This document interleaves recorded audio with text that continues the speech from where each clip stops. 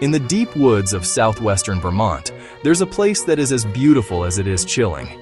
You've probably heard of the Bennington Triangle and the strange disappearances that made it famous. But the real story isn't just about people who vanished into thin air. It's about how a string of tragedies, old folklore, and modern media all crashed together to create one of America's most famous paranormal legends. So today, we're not just telling you the spooky stories. We're going to pull back the curtain and show you how they were made. Our story starts not with a person, but with a place: Glastonbury Mountain.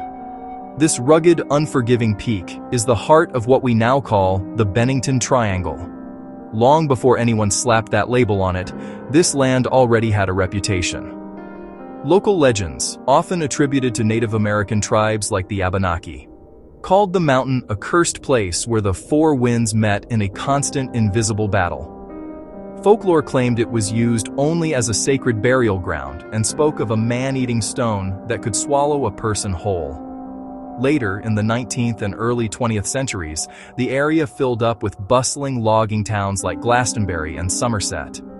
But when the industry went bust, so did the towns. People packed up and left, leaving behind ghost towns to be slowly swallowed by the forest. This history of failure and abandonment added another layer of gloom to the old, eerie folklore. You could say the mountain had a dark past long before people started disappearing.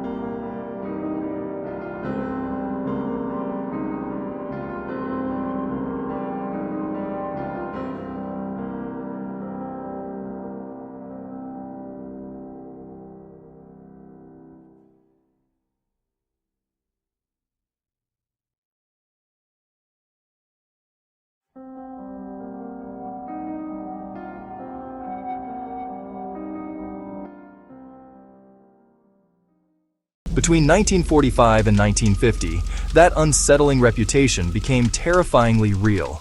In just 5 years, 5 different people vanished under completely baffling circumstances. It all started in November 1945 with Mitty Rivers, a 74-year-old hunting guide who knew these woods like the back of his hand. He was leading a group, walked up ahead of them, and was never seen again. The only thing they ever found was a single rifle cartridge from his gun. A year later, in December 1946, an 18-year-old college student named Paula Weldon went for a hike on the long trail. Several people saw her round a bend in the path, and then she was gone. Her case became a national sensation and actually exposed the fact that Vermont didn't have a state police force, which led directly to the creation of the Vermont State Police in 1947. But the vanishing didn't stop. In 1949, a veteran named James Tedford seemingly disappeared from a moving bus. Passengers saw him in his seat one minute, and the next he was gone, with all his luggage still sitting in the overhead rack. Then, in October 1950, 8-year-old Paul Jepson vanished from a pickup truck while his mother was feeding their pigs. A search dog tracked his scent to a nearby crossroads where the trail suddenly went cold, suggesting he might have been picked up.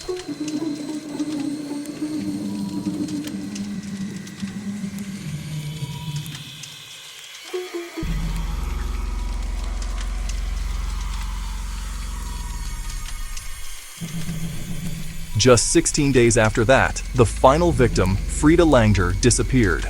She was hiking with her cousin near the Somerset Reservoir when she fell in a stream. She decided to head back to camp to change her wet clothes and was never seen alive again.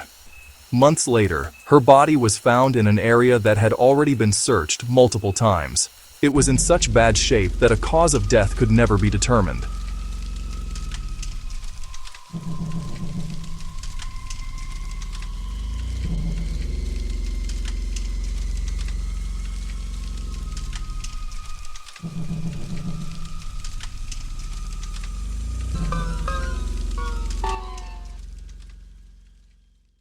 So, you have 5 people gone in 5 years, all in the same general area.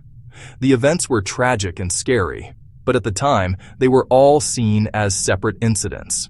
So how did they get lumped together into a phenomenon called the Bennington Triangle? Well, that's thanks to one man, a New England author and folklorist named Joseph A. Citro. Back in 1992, on a public radio show, Citro was the one who first used the phrase Bennington Triangle, intentionally connecting it to the infamous Bermuda Triangle. His books masterfully wove together the 5 disappearances with all the older folklore about the mountain. He pushed theories about Bigfoot, alien abductions, and interdimensional portals, cementing the idea that these weren't just random tragedies, but a single paranormal event. Citro himself even admitted to blending fact with fanciful speculation. But it didn't matter. The name stuck, and the legend took on a life of its own.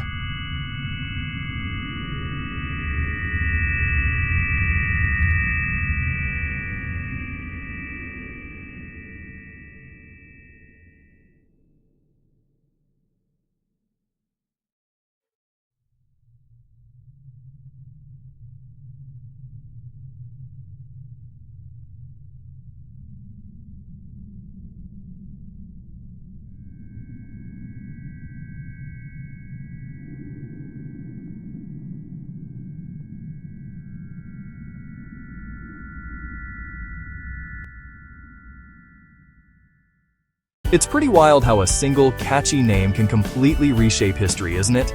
If you're enjoying this look into how legends get made, do us a favor and hit that subscribe button and like the video. It really helps the channel uncover more stories just like this one. Okay, so putting aside the supernatural theories for a moment, there are much more logical, if less exciting, explanations. The Green Mountains are no joke. The terrain is incredibly rugged, and the weather is famous for changing in the blink of an eye, which can easily disorient anyone. It's a huge wilderness, where someone who gets lost, injured, or suffers from hypothermia could easily disappear without a trace. Critics of the paranormal angle correctly point out that the whole triangle idea is a modern invention, created to connect unrelated events. The hard truth is that most of these cases were likely heartbreaking accidents where people were lost to the brutal wilderness. In other cases, we can't rule out the very real possibility of foul play.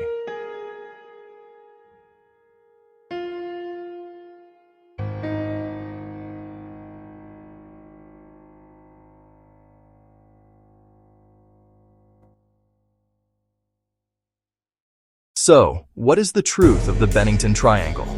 Is it some cursed land, or a paranormal vortex that snatches people up? Or is it simply a collection of heartbreaking accidents and unsolved cases, supercharged by old legends and modern storytelling? The legend of the Bennington Triangle sticks around because it plays on our primal fear of the unknown and our very human need for answers when there are none. We're drawn to the mystery. In the end, maybe the real, lasting mystery isn't about what happened to the 5 people who vanished. Maybe it's about how their tragic stories were spun into one of America's most powerful and enduring pieces of folklore.